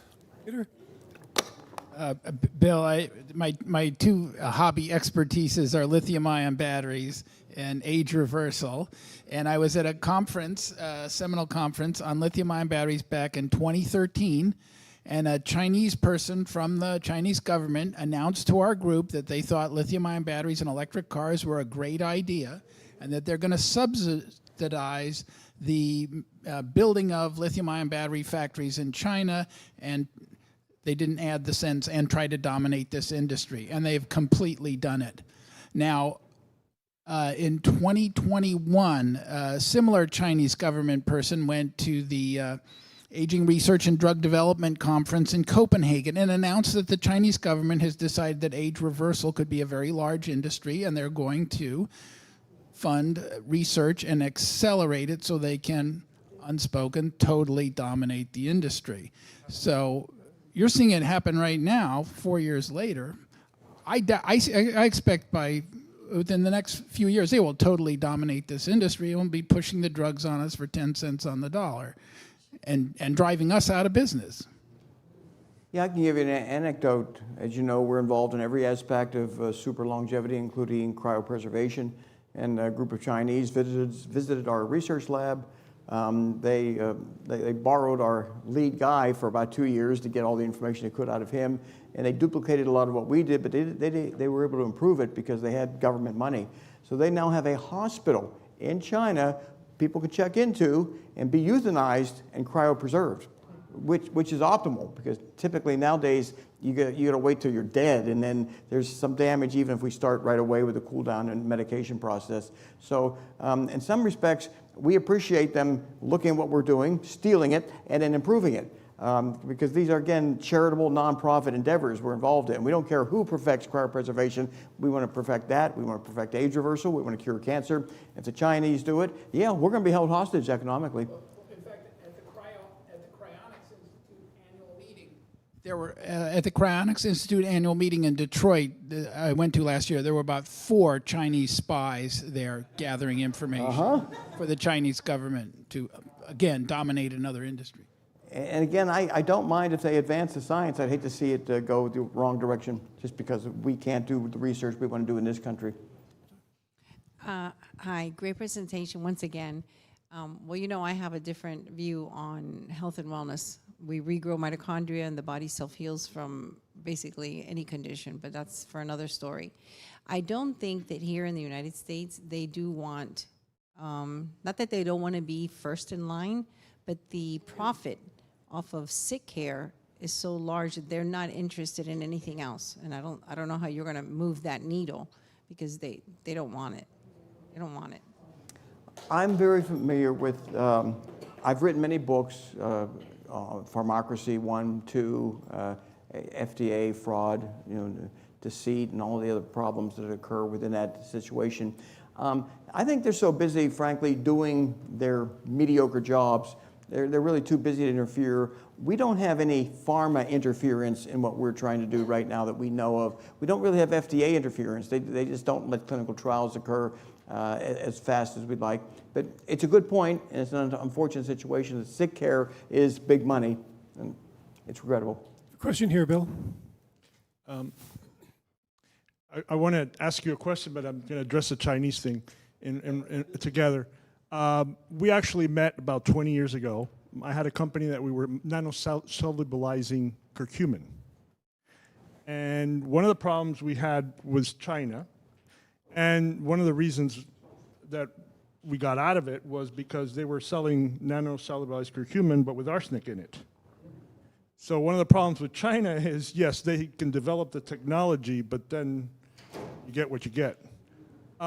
Going back to your nanolipid brain barrier, breaking the brain barrier, that sounds like a 20 nanometer process that you're doing on the OSK to get it into the cells. Is that correct? Yeah, what we're doing is we're embedding the blueprint for OSK, this is nanotechnology, into a lipid or polymer nanoparticle, and then those cross the membrane, get into the cells, release the OSK, which then goes into the nuclear DNA, the DNA inside the nucleus, and binds that DNA and then induces changes that rejuvenate old cells. That was a Nobel Prize winning technology in 2011 by Dr. Shinya Yamanaka, who now works for Jeff Bezos' company.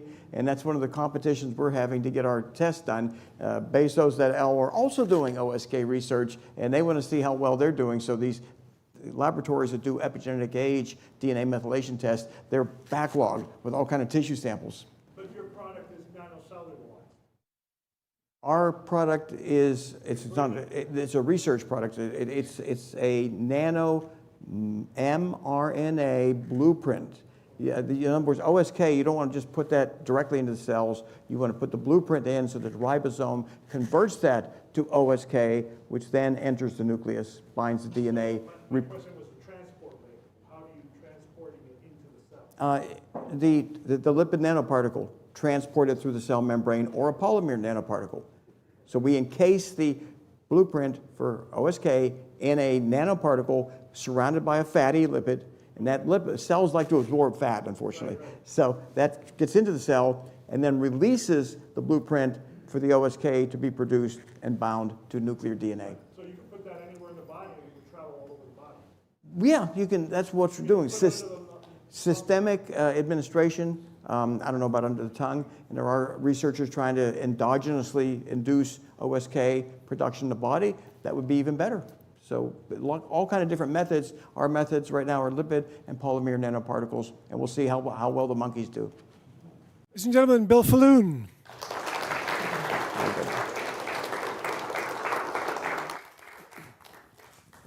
We had a great night tonight with Bill and Josh. Thank you very much, gentlemen. Wonderful. Okay. Yeah, Lawrence Gallant, are you here? Lawrence, could you stand for a minute? Lawrence just took third place in his age category in a 5K marathon. Congratulations, Lawrence. David.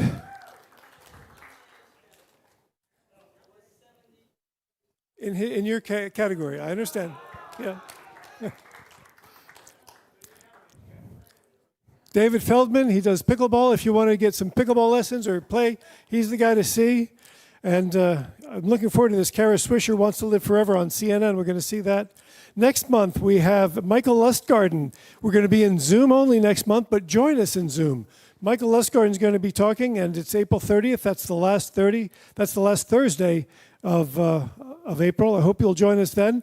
This event, both Bill's talk and Dr. Helman's talk, has been recorded. You can see it again. Their PowerPoints will be accessible at their website. You can get those there, so be sure to do that and share that. Share that with the people that you really care about. Let them know about what you saw here tonight. And now please join us in a banquet in the honor of our speakers. Thank you for speaking tonight, and thank you for coming.